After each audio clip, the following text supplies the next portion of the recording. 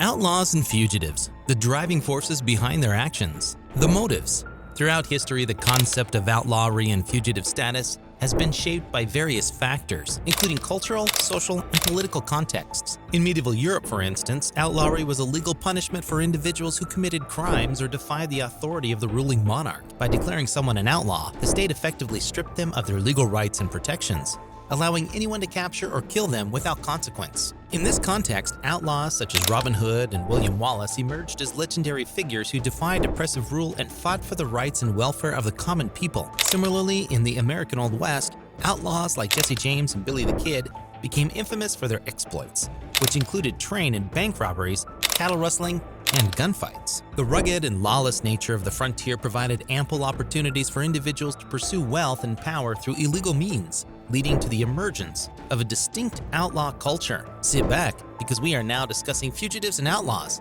and the forces behind their action. Before that, hit the subscribe button if you haven't subscribed already. The influence of technology and globalization. As societies have evolved and become more interconnected, so too have the methods and motivations of outlaws and fugitives. Advances in technology and transportation have allowed criminals to operate across national borders and evade law enforcement more effectively.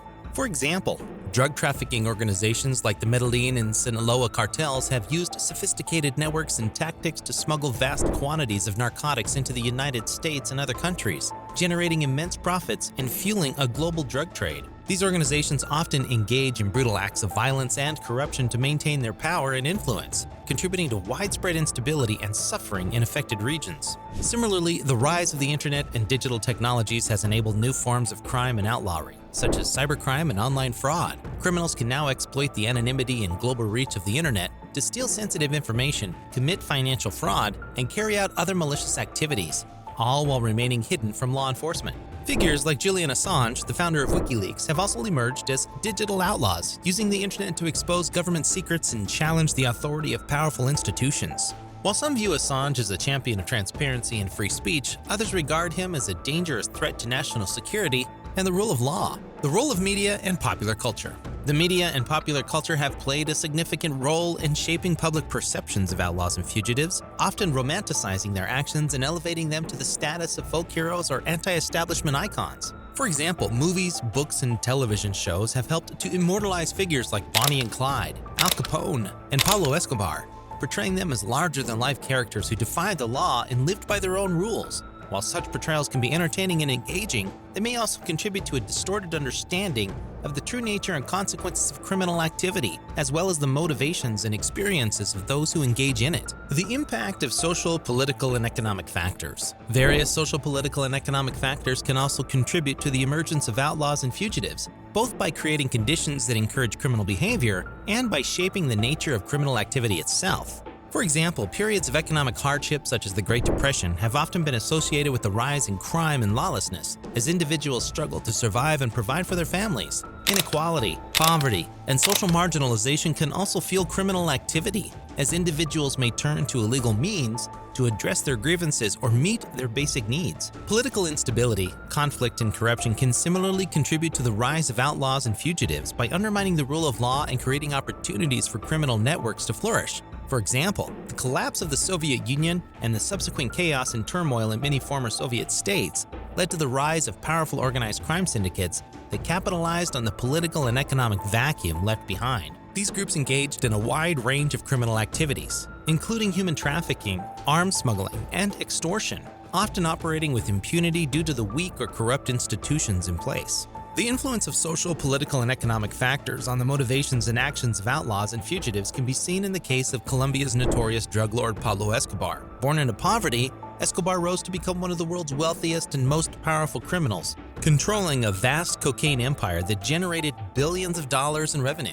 His rise to power was facilitated by the social and economic conditions in Colombia at the time, including widespread poverty, inequality, and political corruption, which allowed him to build a vast network of supporters and allies. Escobar's brutal tactics and ruthless ambition ultimately led to his downfall, but his story serves as a reminder of the complex interplay between individual motivations and broader societal forces in shaping the lives and actions of outlaws and fugitives. By understanding the diverse motivations that drive people to become fugitives and outlaws, we can gain valuable insights into the human condition and the broader historical and cultural context in which these individuals operate. Furthermore, by appreciating the complex interplay of factors that contribute to their choices and actions, we can develop a more nuanced and empathetic understanding of the challenges, struggles, and triumphs that define the lives of these fascinating figures.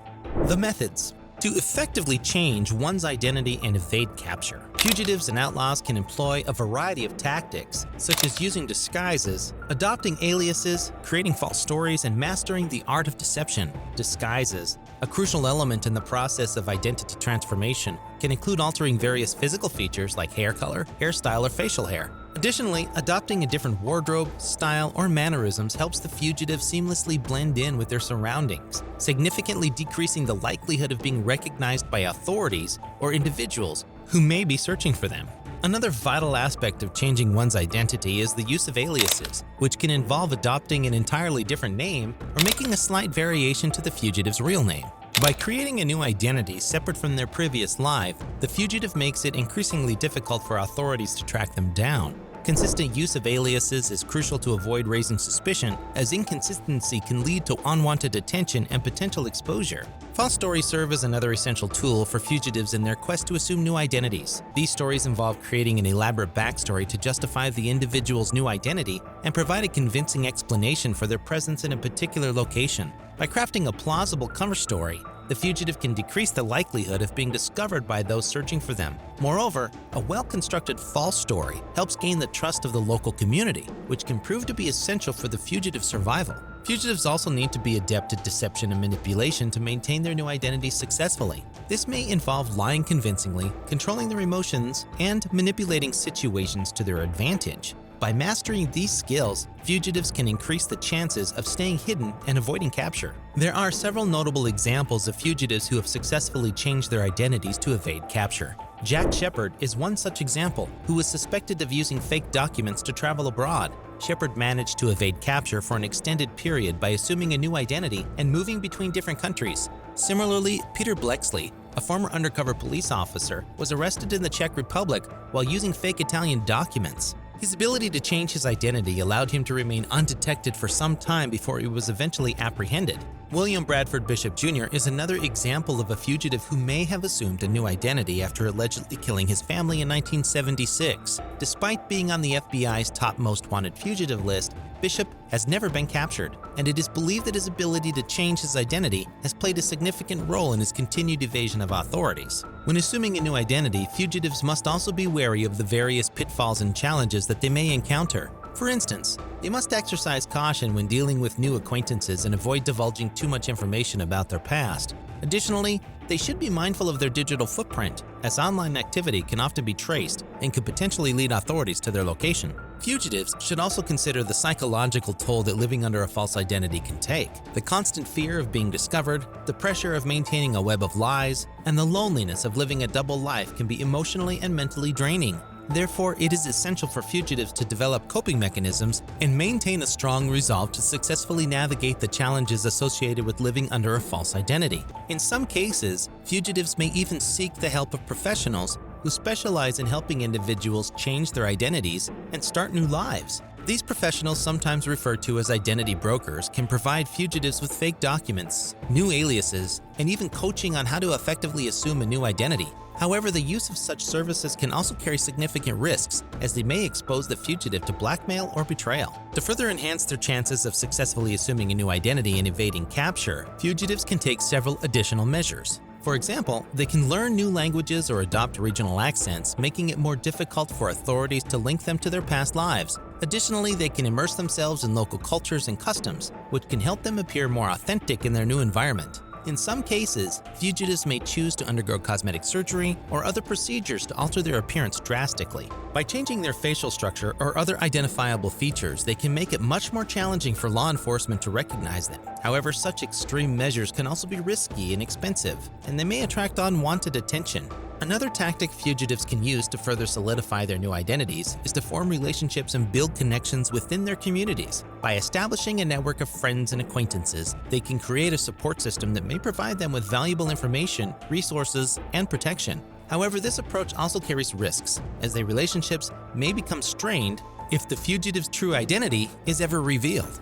The consequences. Fugitives and outlaws leave a profound impact on themselves, their families, victims, pursuers, and society, often facing ethical and moral dilemmas while changing history or inspiring movements like Martin Luther, Koxinga, Emmeline Pankhurst, and Nelson Mandela.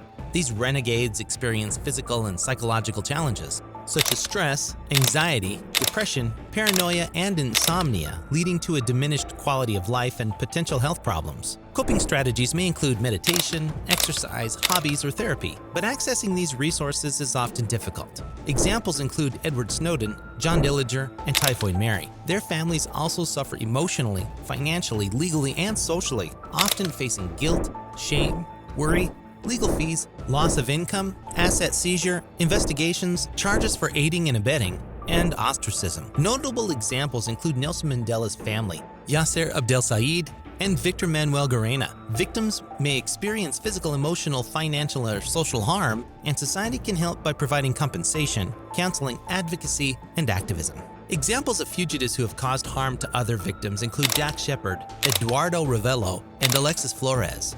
The fugitives pose professional, personal, and moral challenges for their pursuers, who may become frustrated by their target's elusiveness. Strategies for pursuing and capturing fugitives include gathering intelligence, collaborating with international partners, leveraging technology, and using negotiation skills. Examples of fugitives who have challenged their pursuers including Osama bin Laden, John Dillinger, and Victor Manuel Garena. Fugitives can significantly influence society culturally, politically, economically, and legally, sometimes challenging existing norms, inspiring movements, or altering the course of history. Preventing or reducing negative effects involves education, reform, regulation, and international cooperation.